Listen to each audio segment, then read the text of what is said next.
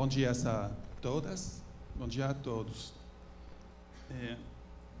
Gostaria de agradecer o convite do governo do Estado do Rio Grande do Sul e gostaria também de resgatar que, no meu ver, o interessante nessa plateia, nem tanto a nível nosso, a nível desse coletivo que constituímos, eu acho muito excepcional e interessante de ver que tem aqui uma forte representação do movimento popular, da sociedade civil organizada, e isso é uma garantia para que o debate seja útil. Estou vendo os colegas, amigos, né, do Movimento Nacional de Luta pela Moradia, outras entidades presentes, estou vendo o IDEST, dentro do campo das ONG, de sociedade sem fim de lucro, já falei com vários representantes de COP, né, de Canoas, de Porto Alegre, etc. Essa é muito importante, mas, ao mesmo tempo, o interessante é que tem um poder público presente, legislativo, executivo, e também várias representantes da academia. Eu acho que esses três elementos são uma garantia. E, vejam bem, não é tão comum, então é importante resgatar. Segundo elemento que só queria dizer é que ontem, quando eu iniciei a minha conferência, eu estava olhando o meu relógio para medir os meus tempos e dizia 1h. Mas não só que dizia 1h para mim, mas que acabava de chegar, depois de 22 horas de viagem, saindo do meu trabalho da universidade e chegando poucas horas. Então, eu estava mais dormido do que realmente vivo. Hoje é diferente. Então, eu só queria resgatar isso. Hoje, sim, estou diferente. Bem, o que eu vou fazer hoje, nesses 20 minutos, é tentar, junto com vocês, refletir sobre alguns fundamentos da democracia, não só dos OPs, mas de uma forma mais geral, retomando alguns dos exemplos que ontem tinha pontualizados. E terminaria de novo com a experiência de São Salvador, que, no meu ver, nos oferece um pouco na linha que estava dizendo o professor Leo, né, que era desse sistema de participação. Não a participação como um elemento isolado, mas como um sistema que pode dialogar com políticas e construção de direito. Então, o primeiro tema...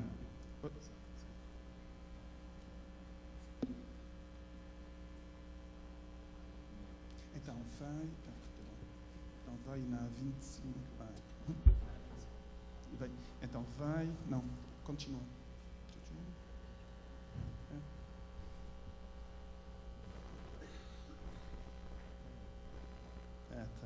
Bem, tudo bem. Vou sentar aqui, então. Tá? Vejo todo mundo, sim. Os meus papéis. Bem, o primeiro ponto, no meu ver, que é muito importante para resgatar, é a questão da voz. Um elemento da democracia não é só o voto, é a voz e o voto. E quando falo de voz, falo da deliberação. E do que se chama desde muitos tempos nas teorias, a democracia da palavra. Isso aponta para um tipo de participação que não é, no meu ver, um novo modelo de representação, de democracia representativa, que é o que chamo de democracia representativa associativa, no qual o sujeito, o cidadão, ele é representado, ou seja, pelo vereador ou pelo líder comunitário, mas ele é igual de passivo. Eu acho que não é um avanço, é uma nova fase da crise da representação. E essa questão da deliberação da voz, vejam o tema aqui interessante. Vou ler um texto que é atual, mas que foi escrito em 80 depois do Cristo, faz quase 2000 anos. Veja o que fala. Depois de 5 séculos de república, durante as quais tínhamos formado uma cultura do debate político, o historiador romano Tácito se perguntava, 80 depois de Cristo, hoje tem que ser breve. Acabou o tempo quando os oradores podiam expressar-se livremente frente a um público atento que tomava parte no debate. Hoje, a cultura dos oradores que tinha nutrido a República não serve mais para nada. o império se impõe e com a democracia, e com ele, a democracia da palavra desaparece.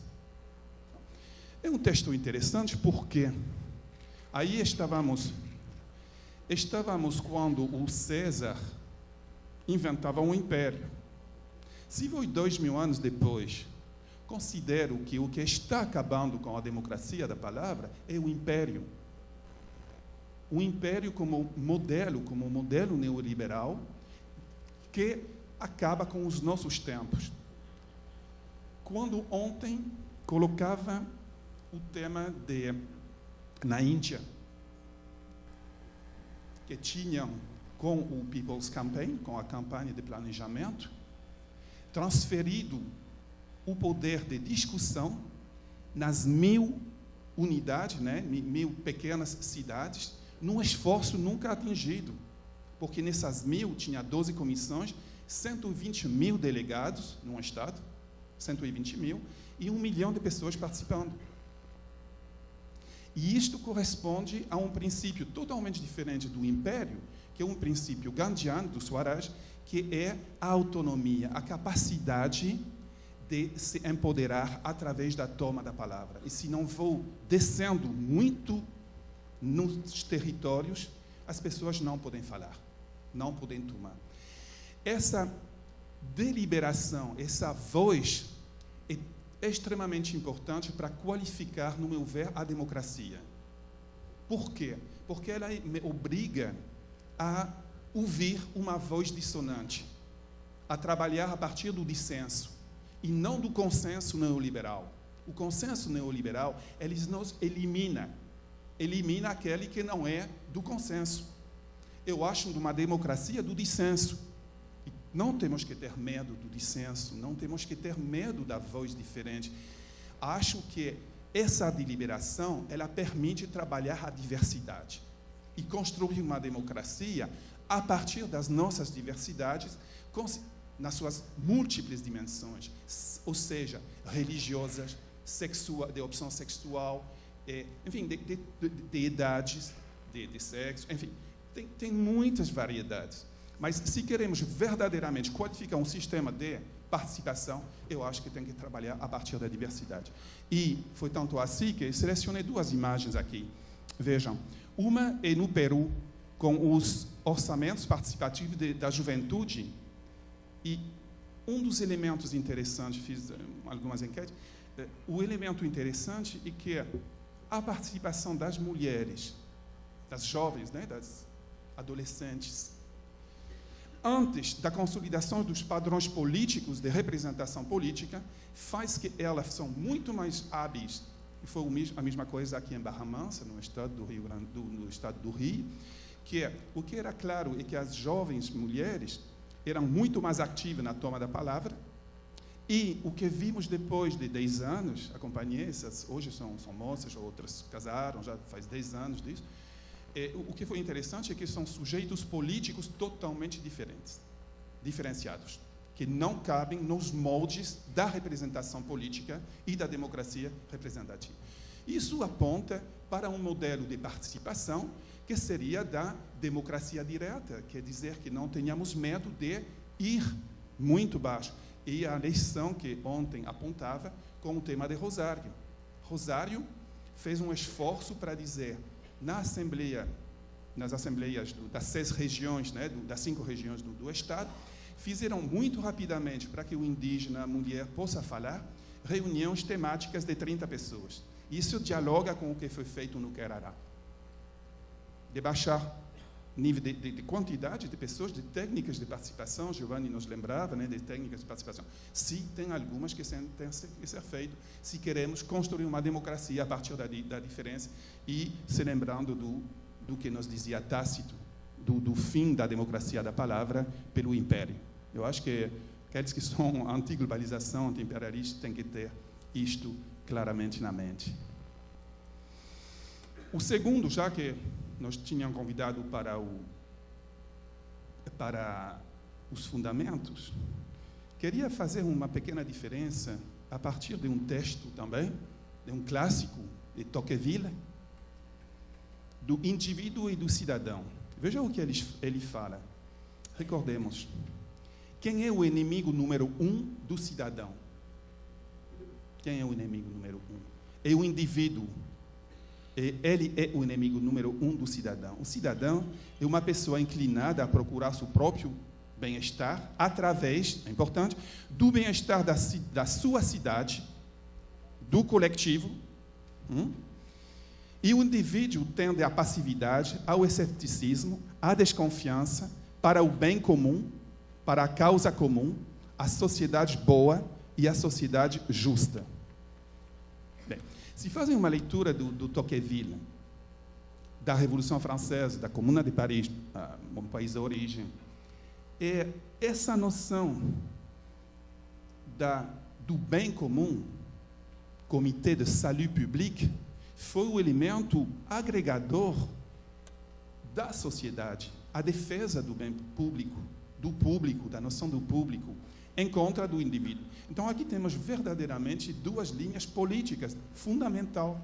Uma, que é a participação do indivíduo para o meu bem, e o outro, que é uma participação de caráter diferente, que é a construção do cidadão, elemento fundamental da democracia, que é o poder do povo. Bem, isto sendo falado, eu vejo um perigo, 10 minutos ficam. Eu vejo um perigo na participação, aliás, também na participação no Brasil, entre dois tipos de participação, que são muitas vezes chamados de participação cidadã. Mas eu vou diferenciando, e mais na linguagem espanhola, né, que funciona melhor, é a participação chamada comunitária e a participação cidadã. A diferença conceitual que eu faço para a construção da democracia é que muitos dos canais, espaços de participação, são espaços de participação comunitária. Quer dizer que o espaço relegado para a participação é aquela de poder decidir sobre o meu bairro. Mas isso não é democracia. Isso é democracia comunitária e acho um passo para trás. É importante, mas ele tem que ser um primeiro passo para poder decidir não só sobre o meu bairro, para poder decidir sobre a minha cidade, além do meu bairro, e não deixar aos potentes, às elites, a decisão sobre um porto, sobre vias, porque isso é determinante. E sabemos que o dia que passa a via e o porto, o meu bairro desaparece. Então, relegar no gueto o espaço da participação, eu acho extremamente reacionário. Se é só a esse nível. Não estou em contra, hein? Mas se ele morre aí, eu considero que não é democrático. É um passo para trás. A conquista, ela tem que ser da cidade e do Estado.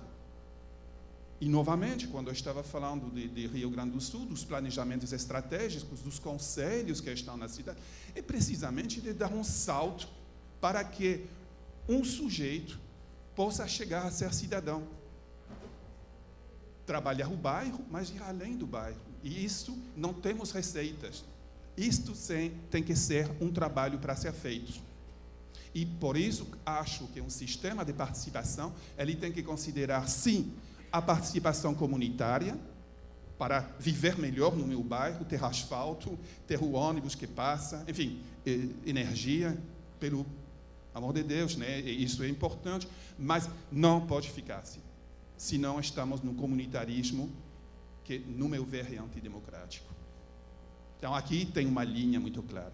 A outra que quero desenhar aqui é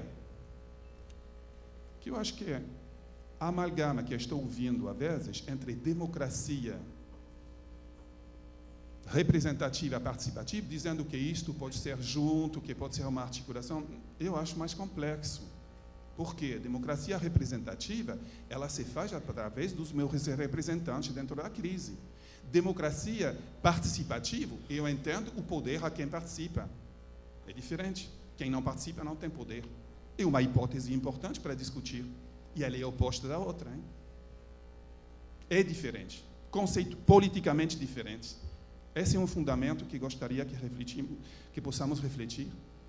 Porque se não temos essa questão clara, fazemos amalgama e, novamente, é a tendência de cooptação neoliberal clássica que conhecemos. Bem, vou acelerando.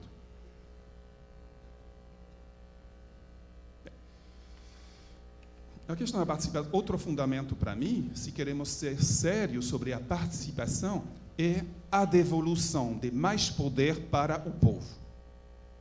Se não é para que os processos sejam vinculantes com devolução de poder ao povo, estamos também na teoria perfeitamente da democracia representativa neoliberal, que é a consulta. A consulta é um elemento importante, mas a consulta ela é só uma parcela. A grande questão para mim que faz a diferença nos fundamentos é se o processo é, em espanhol se chama vinculante. Vinculante também em português? Vinculante? É deliberativo. Que delibera. A Assembleia é soberana ou não? Se não é soberana, é consulta. Consulta é tolerada. Esse acho um elemento importante. O quarto, para mim, elemento fundamental de um debate sobre a democracia é se um processo de participação é instituído, quer dizer, a partir de uma normativa pré-estabelecida, mas na qual eu só posso dançar a música que foi decidida para mim. E sabemos que o povo dança samba, cúmbia, músicas que não são o valse ou músicas da elite. E se convido o povo para dançar um valse, não é a mesma coisa de que o povo poder decidir da dança e da música que ele quer.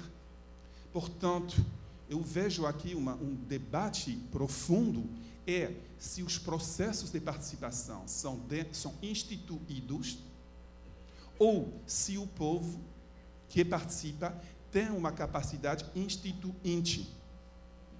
E esses canais de participação para ser instituinte, para poder mudar com uma lei de iniciativa popular, ontem estava dando uma pincelada sobre essa noção, e o Léo bem nos lembrava, né, que tem esses elementos que não foram dados no Rio Grande do Sul, mas acho que o OP aportou verdadeiramente esse regimento interno, que já uma ponta extremamente interessante, muito brasileiro, sempre dou esse exemplo em outros países. Vocês têm os regimentos internos, que é, finalmente, uma capacidade instituinte de decidir do estilo do OP. Ele será diferente aqui de uma cidade das missões, ele será diferente. E essa capacidade instituinte, ela é portadora de outra democracia, ela qualifica, no meu ver, a democracia. Mencionava o projeto de lei, né, de iniciativa popular, existe aqui. Bem, um quinto elemento, e já vai se aproximando o fim da minha comunicação, é o que é considerado o momento soberano, dentro de várias teorias sobre a democracia, que é a rendição de contas. Rendir contas, quando o eleito, o público, ele vai fazer uma rendição de contas.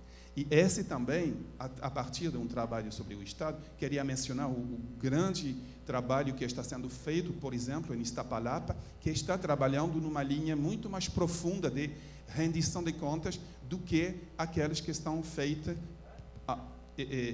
até no Brasil, onde fica mais pro forma. E essa questão da rendição de contas... Então, onde está isso? Ela passa por um momento da participação e de um campo da democracia que é a fiscalização e o monitoramento. Aprender das experiências e que seja um campo da participação aquele de avaliar as experiências, mas avaliar numa forma participativa, não desde só a academia ou desde um contrato passado ao setor privado pelo setor público. Não pode ser. Ele tem que ser um momento chave da acumulação.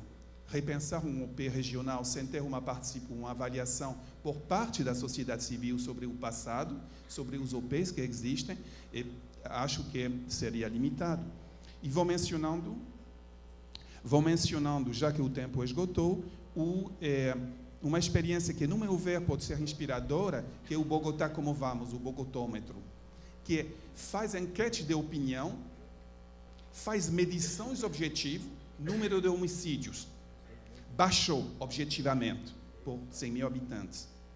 Mas a população está sentindo que ainda se sente insegura. O que conta? Ver o número de homicídio e todo mundo dizer está bem, vejam a lista. Ou a percepção de que a senhora, a jovem que volta para o bairro sem luz, está se sentindo com medo. Bem, o Bogotômetro, ele aponta essas duas linhas. E junto com o Tempo, com a Fundação Corona, com a Câmara, com o setor privado e os jornais, aponta esse debate. Vamos falar desses dois elementos, chama políticos, chama o povo para debater desses temas, onde a percepção não trabalha com a realidade. E então permite uma qualificação dos debates na televisão, que é extremamente interessante. Então, esse é um convite para considerar esse ponto. E termino... que tinha organizado diferente? Bem, o sexto ponto para mim é um fundamento, esse sim fundamento mesmo das teorias da democracia, indo para Platão, esse conceito de ágora. Ágora, um espaço público, mas não governamental. Reafirmar que tem espaço para a construção da democracia. A democracia não se constrói em abstrato na Câmara de Vereadores, por muito democráticas que sejam. A democracia, e vendo de França, nós falamos assim, que as leis se escrevem na rua. As grandes leis foram escritas na rua. Temos que ter espaço da democracia. E frente à privatização dos espaços públicos, eu acho que essa noção do espaço público como um espaço de convergência de vozes dissonantes, de falas dissonantes, de idade que vão ter a possibilidade de construir um espaço é importante. Eu acho que no modelo de participação que estão defendendo essa noção do espaço público como espaço físico, mas também como espaço de construção, a partir da diversidade, pode ser interessante. Deixei de lado o modelo de São Salvador, se dá o tempo, estará. Queria dizer sobre a voz e a democracia da palavra, que é irônico que estejamos aqui, nós falando e os participantes não falando. Eu acho que isto é contraditório com o que chamaria da democracia da palavra.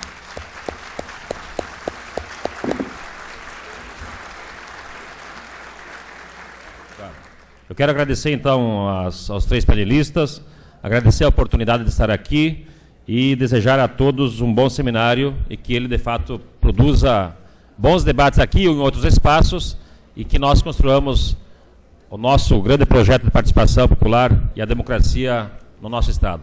Um abraço a todos, muito obrigado.